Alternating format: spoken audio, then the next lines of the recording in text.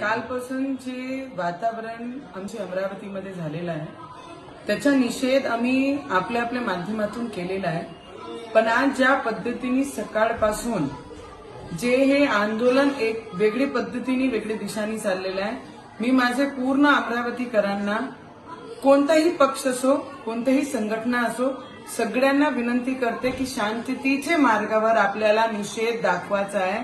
आपण जे काल झालं त्याचा आम्ही निषेध केला आणि आपण सर्वही शांततेच्या मार्गावर त्यांचा निषेध केला पाहिजे।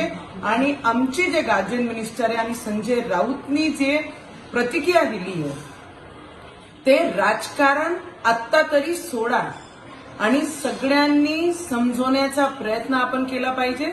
आपली अमरावती आहे सिक्युअर राहिली पाहिजे आणि त्याला सेफ ठेवण्याचं काम आपण सगळे लोकप्रतिनिधी केला पाहिजे। आणि माझी विनंती आहे पालकमंत्रीला सुद्धा की आत्ता तरी राजकारण सोडा आणि आपल्या अमरावतीला सेफ ठेवण्याचं काम करा।